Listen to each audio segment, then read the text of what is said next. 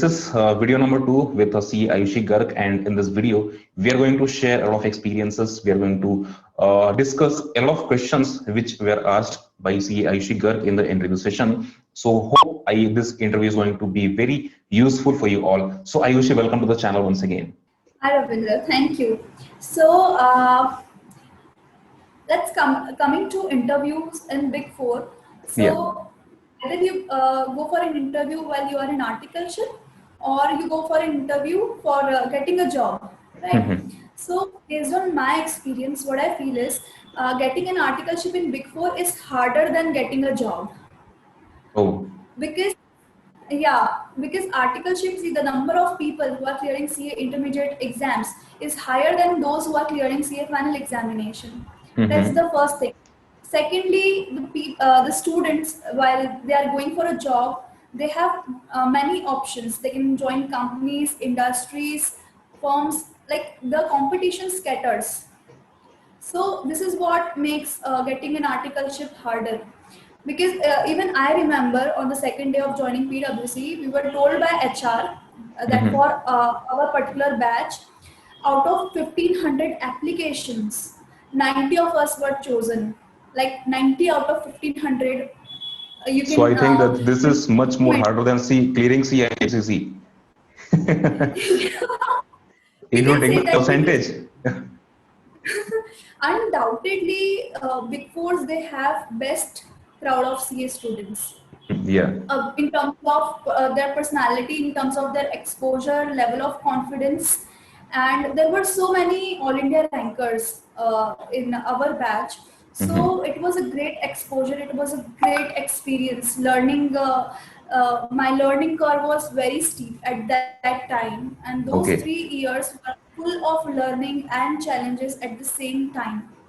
So in articleship, whosoever wants to join articleship, I would like to mention, like as I shared in my own experiences, there usually 4 rounds of interviews.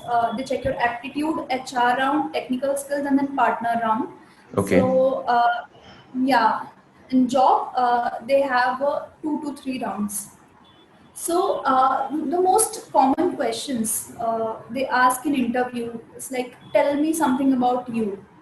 So for that, you need to be prepared, and you should cover. I think that this question is a very common question, whether you go for articleship or whether you go for a job. You go for any job, or any this job, is a very interview. Your favorite question. Interviewer's favorite question. Exactly. So this is the very first question you should be prepared about. Tell me something about you, and you should be ready with your life history from your school to where you are, all your achievements, your family background, and why you are here, everything. But again, when you're going for an interview, what you say is one thing, and how you say is another, and how to say is more important as well. Exactly. So it's not just about preparing the answers. It's about preparing yourself as a person. Presenting your reply. Just like you write your answers in the question paper, like your answer sheet in clearing CA, IPCC or CA finals. So how you present that matters. Yes. So you should be ready for surprises. Because it doesn't matter how well prepared you are. There are going to be few bouncers, and you need to know how to deal with them. So in your case, what happened? Yeah, please tell me, in your case, what happened when you go for the Big Four? What was the journey during the interview? I would share one incident during technical round. So in my previous, interview section, I shared more about HR round. How are the questions and how I was prepared even without preparing for it. So I would like to share something about my technical round. And the interviewer was questioning me, and he asked few questions. And then he asked me, like, which was your least favorite subject?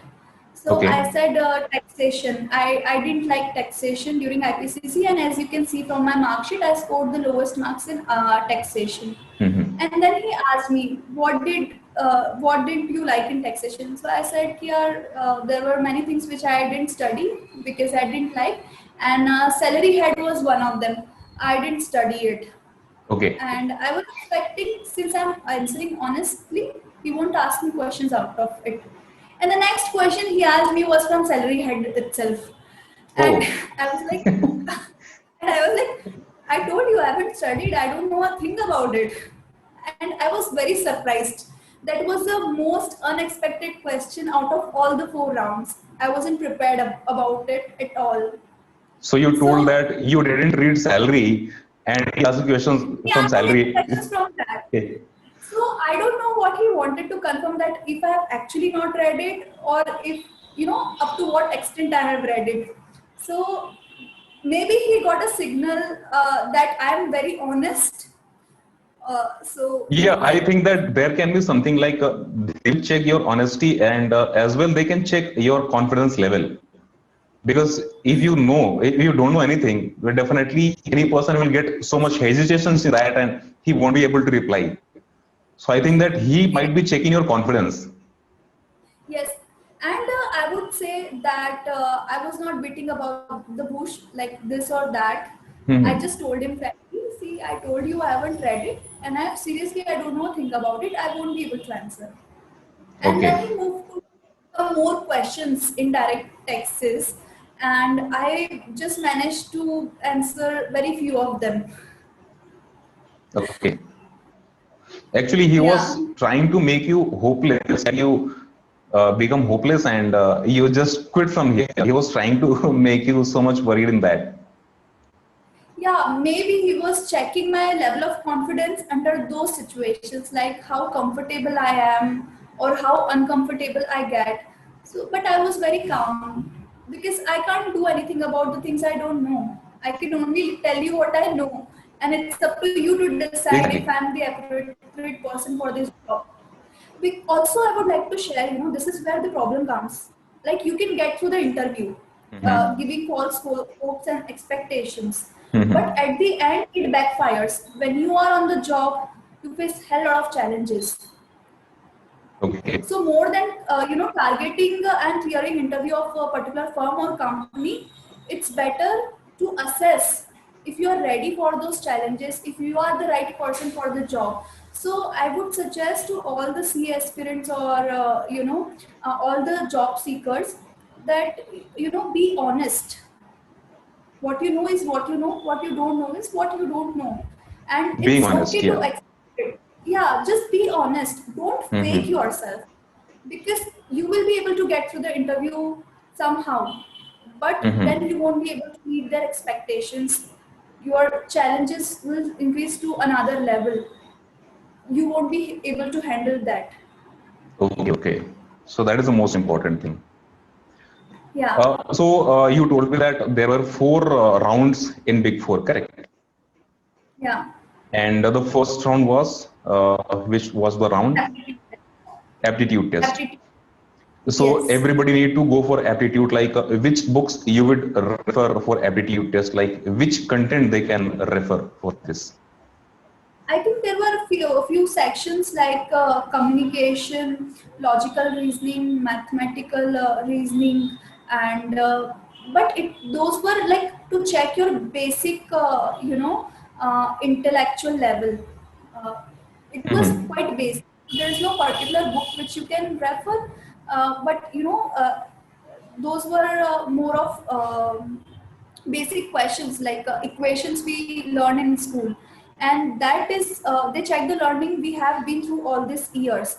But if at all you have to prepare, then maybe you can refer to some aptitude books, or even online you can find few questions and try giving aptitude test online. There are various tests which are available. Okay, okay. And the second interview was after that, HR. HR round. Yeah, so HR, they want to know more about you. Hmm. Once you clear the basic round, like your intellectual level, and then the second round is about you. So Okay. whatever you have written in resume, be it Hmm. for a job or articleship, be thorough with it, because most of your questions will be coming out of your own resume, Mm-hmm. and they will ask you further questions based on your answers only. So be very clear about what you have written, what they can ask, and just as a suggestion, be honest. Okay, so the You main know, point for the second round will be like you have to prepare your resume very betterly. So like hmm, whatever the things you have written in your resume, you can apply them better. Okay, that what you know, like if you don't know Java and you have written Java technical skills, yes, definitely that's going exactly. to make a huge blunder, and you won't be able to qualify that. Yes, yes. So don't put anything on your resume which you don't know about or which you don't have, you haven't done. Mhm. Basically, don't bluff anything because it backfires very badly, especially in HR round. Exactly. When it So comes to you. Hmm. okay, so now this was the HR round. So the third was Technical round. technical round. Okay. So I think that you told me that technical round went for 40 minutes. Yes, it was the hardest one. Yeah, Okay. they really asked me a lot of questions. Mm-hmm. So some questions, can you share some questions like which kind of questions were in technical rounds? Technical round means Since it was I'm like a subject which you studied in IPCC, or it was something like they asked you something from technical also, like from gadgets or something. They asked you from this also, or only for from IPCC syllabus.